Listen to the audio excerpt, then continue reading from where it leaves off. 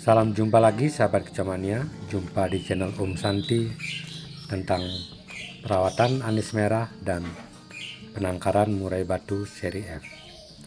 Nah, di sini saya banyak mengupas tentang anis merah karena masih ada pertanyaan dari sahabat kecomania tentang perawatan anis merah yang tidak mau bunyi ketika melihat si perawat. Nah, ini adalah salah satu anis merah saya yang ngebos. Jadi saya ingin menjawab beberapa pertanyaan dari teman-teman yang menanyakan cara menanggulangi anis merah ngebos. Nah, sebagian besar saya sarankan teman-teman untuk pindah rawatan ataupun memberikan orang lain, atau ketika ingin dilombakan kita bisa mencari seseorang atau joki untuk menaikkan ataupun menggantang anis merah yang dilombakan. Kita bisa lihat di sini. Di sini saya memiliki 2 ekor yang kebetulan juga yang satunya itu baru ngeplong sekitar seminggu yang lalu dan sekarang sudah teler. Dan untuk yang ini adalah salah satu rawatan saya yang sudah lama dari lolohan mengalami ngebos ataupun tidak bunyi. Untuk teman-teman yang belum mengenal bahasa ngebos, istilah dalam anis merah, artinya ketika burung tersebut ada ataupun kita di depan berhadapan dengan burung, ketika anis merah melihat si perawat tidak mau bunyi, tetapi setelah kita pergi burung tersebut akan koar-koar ataupun gacor, bahkan teler. Itulah yang sering terjadi ataupun yang banyak mengalami permasalahan dalam merawat anis merah. Terlalu banyak perhatian, terlalu disayang, pokoknya buat kita serba ruwet ataupun serba ribet. Karena anis merah salah satu burung misteri. Ketika kita cuekin ataupun kita tidak rawat, macet bunyi. Ketika kita sayangi ataupun kita perhatikan secara berlebihan, sama saja tidak mau bunyi. Nah, jadi di sini saya ingin memberikan sedikit solusi untuk anis merah yang mengalami ngebos, tidak mau bunyi di depan kita ketika melihat si perawat. Nah, ini untuk pertama kali saya embunkan bersamaan karena yang satunya sudah kenceng dan sudah rajin ngeplong, tetapi tetap saya menjaga jarak untuk penempatan anis merah yang kita embunkan agak jauh dari satunya. Nah, kita lihat di sini anis merah yang ngebos hanya loncat-loncat kenceng, dan saya punya inisiatif untuk mengantisipasi ataupun agar anis merah yang kita punya yang ngebos tidak mengenal siapa si perawat. Sekarang saya akan menggunakan rambut palsu untuk membuktikan bahwa anis merah yang ngebos kita bisa antisipasi dengan menggunakan topi ataupun rambut palsu, sekedar mengetahui burung tersebut tidak ngebos untuk sementara. Nah, ketika saya pergi, burung ini gacor, kuar-kuar, tetapi tadi ketika diembunkan, karena burung ini mengenal saya maka tidak mau bunyi. Itulah yang menjadi kendala dalam merawat anis merah ngebos. Untuk perawatan harian, di sini saya hanya memberikan 2 ekor jangkrik setiap 2 hari sekali. Jadi rawatan kedua burung ini sama.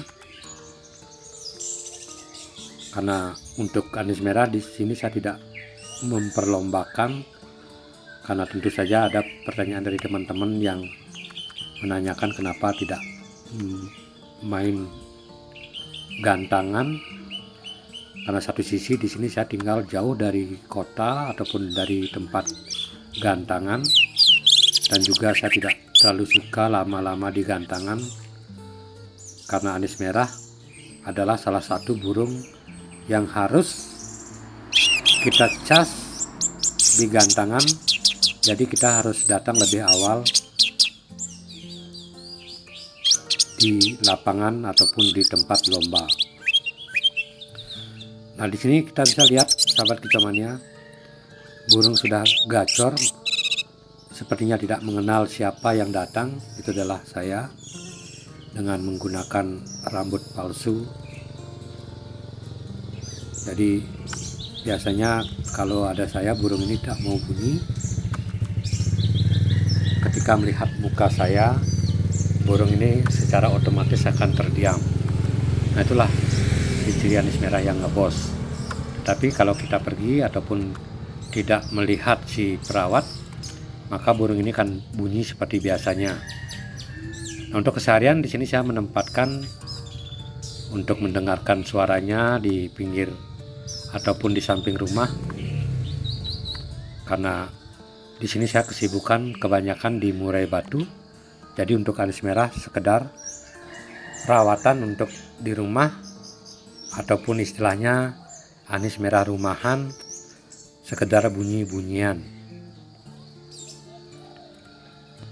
Kita lihat sekarang tingkah lakunya loncat-loncat, ingin mengetahui siapa yang di depan jongkok itu. Tetapi burung ini tidak mengenal karena saya menggunakan rambut palsu, dan akhirnya mau bunyi.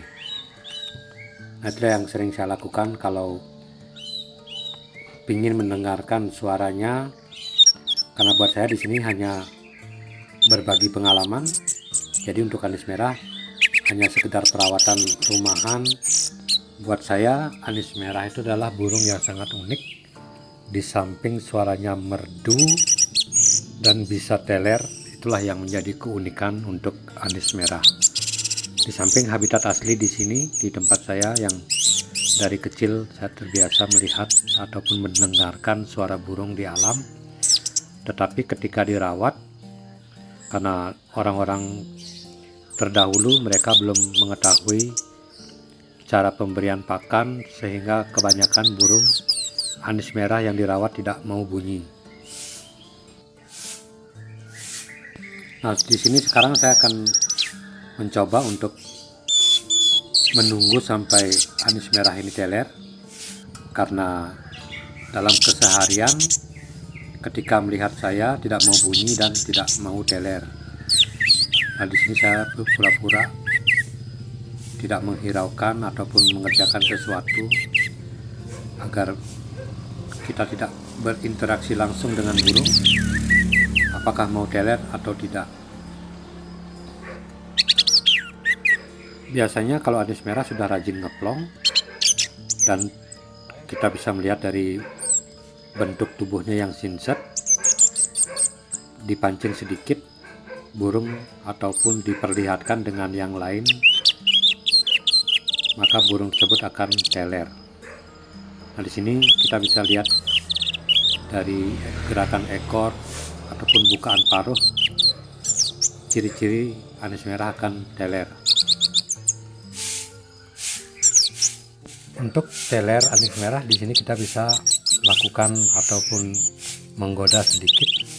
Begitu burung kenceng dan suaranya sudah nyambung ataupun ngerol-ngerol, kita bisa melakukan dengan melambaikan tangan untuk memastikan burung tersebut teler. Nah, kita bisa lihat di sini, saya akan coba untuk memancing dengan melambaikan tangan. Ketika burung sudah rajin ngeplong, kita bisa mencoba melambaikan tangan untuk memancing anis merah tersebut teler. Nah, demikian sahabat kicauannya, di sini saya hanya berbagi pengalaman untuk anis merah yang ngebos. sesekali kita bisa menggunakan rambut palsu ataupun topi, kacamata, agar burung tidak mengenali si perawat. Semoga bermanfaat untuk para kicauannya, terutama anis merah yang memiliki anis merah ngebos. Sesekali kita bisa menggunakan sesuatu agar burung tidak mengenali si perawat. Nah, itu yang sering saya lakukan untuk anis merah yang mengalami tidak mau bunyi, atau dalam keseharian kita bisa menyuruh orang lain dalam merawat, terutama dalam pemberian ekstra puding berupa jangkrik. Kita bisa menyuruh orang lain untuk memberikan. Nah, untuk rumahan di sini bisa saya memberikan solusi, tidak usah memberikan jangkrik rutin, mungkin bisa seminggu sekali, karena di sini juga saya sering melakukan anis merah yang sekedar bunyi-bunyian tanpa settingan jangkrik. Jadi kita cukup memberikan pur atau buah, kemudian untuk jangkrik kita bisa memberikan selagi kita punya waktu untuk mencegah anis merah tersebut ngebos. Terima kasih sahabat kicauannya, sampai jumpa pada video yang akan datang tentang murai batu seri F dan anis merah perawatan.